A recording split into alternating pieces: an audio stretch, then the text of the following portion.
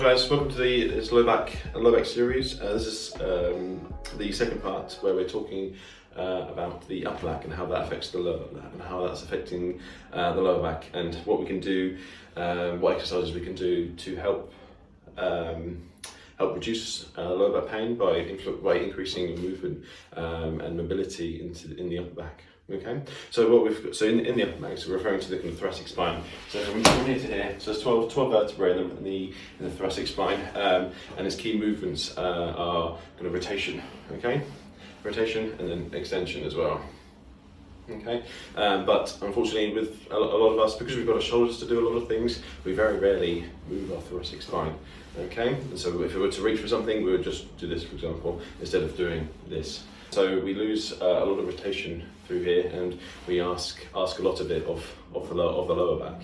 And again, because we large percentage of people sat at the desk and are kind of forward facing, we kind of encourage this kind of flexed posture, so where we're kind of curving through here, and that then puts lots of pressure through here. And so then when we stand up, this usually often stays. And so then we kind of adjust through the lower back, increasing the what's called the lordosis, increase the arch, that C shape through there. Okay, and so what we're going to do we're going to go through a couple of mobilisation exercises, which are nice and gentle, just for those of you who are suffering with a bit more pain than normal. But these are also great exercises to do kind of as a routine to help improving, kind of maintain movement whilst you're not in pain.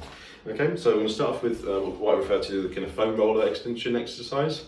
So those of you who don't know what a foam roller is, this is quite a simple one that we've got at the clinic here. It's just a bit of foam. Most of the mainstream ones, they're kind of hollow, and they have like a kind of a solid PVC with a kind of a small layer of foam. If you pop the foam roller into Amazon or Google, you'll see exactly what I mean. So what we're going to do, lay the foam roller down like this. So, and what we'll lay across it. Okay.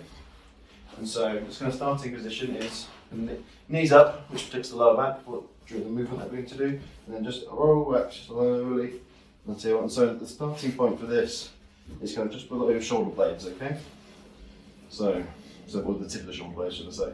And so from here, have the arms or hands behind the head, just to protect the neck, and so you don't put too much strain through it. And then we're going to just very slowly just arch backwards. And so just go to a point where you feel some kind of tension at that point, or where you're kind of pivoting over the foam roller, okay?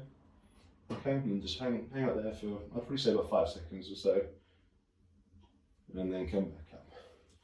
And so what you can do a couple of repetitions at that level. And if you're feeling any pain at this level, try and either squeeze the lower back. There's a pain in the lower back, should I say. Squeeze the abdominals, and that can just kind of brace it a little bit and allow you to go a little further. Okay, and then from there, once you've done that a few times, then just shuffle up the back of it, so roll the roll a little bit higher, maybe kind of 1 or 2 centimeters, just so you're then influencing the next vertebrae above. Okay, and so again, nice slow thoracic openings, and so we're trying to undo all that kind of flex based work where we're kind of bending forwards all day. We're just trying to open everything up again, and so you can have the elbows out to the side if you want to, which just gives you an added stretch to the front of the chest here. Okay. Okay. And then last one. And I'll probably stop just kind of the very top of the shoulder blades. Otherwise it just becomes, well, it's not very effective. I don't think there's not much of the thoracic spine left at that point. Okay. And so just hold that. You can go up and down the spine a few times, depending on pain levels. Or if you're in a lot of pain, or do small movements to begin with, and then as you warm up, increase that movement. Okay, lovely. So that's all for the foam roller. So what we're going to do now is, so for those of you that do yoga, it's called the cat cow. So if you've got a picture of an angry cat, they're kind of really tall through the spine through here and pushing up. Okay, and then you've got a cow, And cows have kind of slump forward through the upper back through here. Okay, so what we're going to do, kind of tabletop position, so kind of really flat on the knees, hands and knees, and really flat through here. Okay, nice tabletop through there. And so what we're going to do, we're going to do cat first. So try and picture pointing your kind of middle of the back here, and try and imagine pushing that part of the spine all the way up into the ceiling. Okay.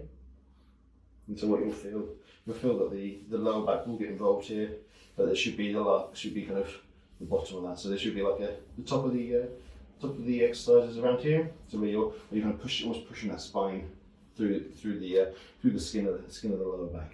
Okay. And then from here, then we're going to drop through. Okay. And so what we want to do is try not to influence the lower back too much, because this movement through here, so we're tilting forwards, we want to try and avoid that as much as possible. So what I often do is just brace the abs a little bit and then sink through the shoulders. So keep the elbows straight, but just sink the spine down into the ground. And feel a stretch. Again, if you're feeling any pain in the lower back, just don't go as far, or just make sure you're not tilting the lower back or the look of the pelvis forwards when you're doing this exercise. Okay, and so that's a nice exercise to go in both ranges of motion, so both in flexion and extension, because it is good to do both. But with this scenario, we're focusing more of the thoracic extension, so the arching backwards movement. Okay, lovely. So now the last exercise is called threading the needle. Again, see, this is a yoga one. This is helping for the thoracic rotation. Okay, and so again on all fours again.